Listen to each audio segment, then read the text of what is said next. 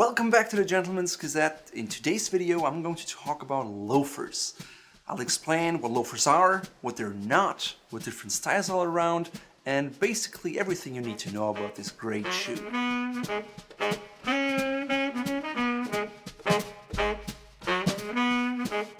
First of all, a lot of people get loafers mixed up. So let me explain what a loafer is. In casual situations, a loafer can really substitute any other shoe that you have, maybe a canvas shoe or like a sandal or whatever. It's just more elegant, but it's not a boat shoe. Boat shoes are usually worn without any socks, but a loafer should always be worn with socks.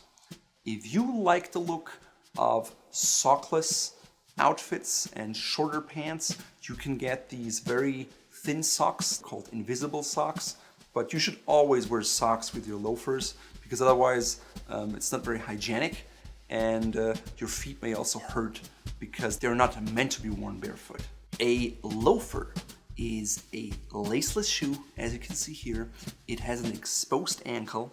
It has a moccasin-like welt or seam on top of the vamp, but unlike a moccasin, it has actually a separate sole. It has a heel, which is oftentimes low, and basically that's what constitutes a loafer shoe. What is not a loafer shoe is this version. It has also an exposed ankle and no lacing, but you will not find any seam on top, and that's why this is called a slipper. So now you know the difference between a slipper and a loafer, and we can go ahead and talk about the history of this great shoe. Interestingly, a loafer has Norwegian origins. A Norwegian actually went to the US and saw the Native American moccasins, brought them back to Norway, modified them slightly, added a separate sole, and that's how the loafer was created. Of course, just like with many things in history, there are various theories, and there's also an English theory claiming that it was designed as a new house shoe, but to me it seems much more likely that the Norwegian Native American way was the true origin of the loafer.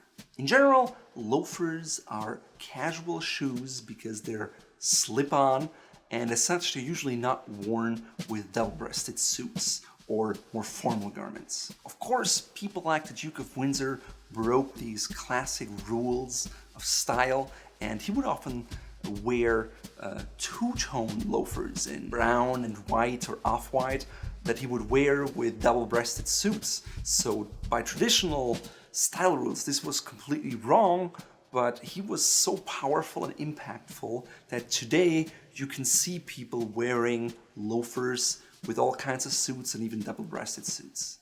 When it comes to loafer construction, most of the time you will see that it has a very thin sole. It's much thinner than a sole that you would see with a Goodyear welted shoe, and that means they're usually Blake rapid stitched or just glued. Every once in a while you can find a Goodyear welted loafer, but it also comes with just a thicker sole. So if you have to walk a lot, definitely go with Goodyear welted loafers. Otherwise, Blake rapid stitched loafers are fine, or Blake stitched.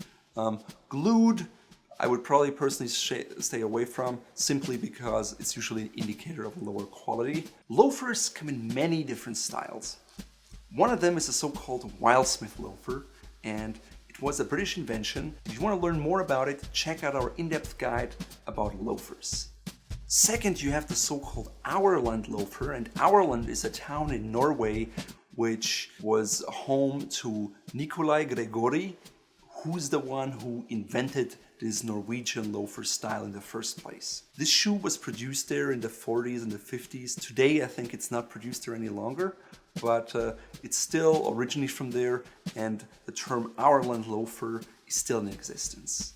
If you enjoyed this video, sign up to our email newsletter, and you'll get these videos right to your inbox. I'll even throw in my free ebook about 15 style mistakes and how you can avoid them. Of course, you should also sign up to our YouTube channel so you never miss a video again.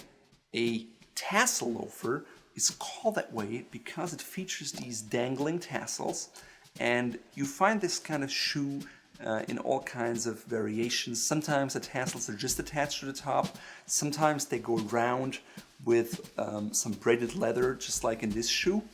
And overall, the Tassel Loafer is oftentimes favored by today 50 or 60-year-old men, but it can also be really cool and young and fresh in different colors.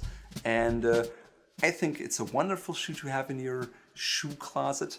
And you should definitely give it a try because it provides a unique look without looking old necessarily.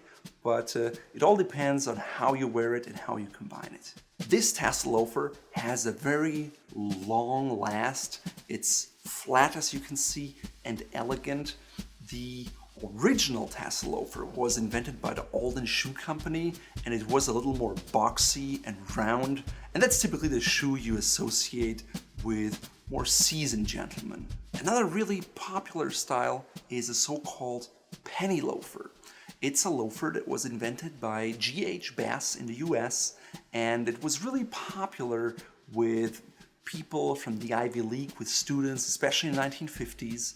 And so they're said to have put pennies in this diamond shape just to stand out from the crowd. And some other people claim you needed 2 cents to make a phone call back then, so you could have 1 penny in each shoe and always be able to make a phone call. What the right theory was, I don't know. But if you want to learn more about the details of the Penny Loafer, which is probably today one of the most famous loafer in America, please check out our loafer guide. The Penny Loafer is particularly popular sometimes in cordovan leather or like a red color. You can also find it in suede, like the one here. It comes in all shades of brown, sometimes as spectators, and it's just a really great casual shoe that people like to wear after work, maybe to resort towns, to more casual dinners, and it's also very popular during the summer. In terms of formality, loafers are overall more casual, but I would rank a Tassel Loafer slightly higher in formality than a Penny Loafer. Of course, that is impacted by the choice of leather. A black Penny Loafer is more formal than a yellow suede Tassel Loafer. But given that colors and leather are equal, I would classify the Penny Loafer as slightly less formal. Nevertheless, it can be business appropriate. I think it looks great, for example, with a chino blazer combination.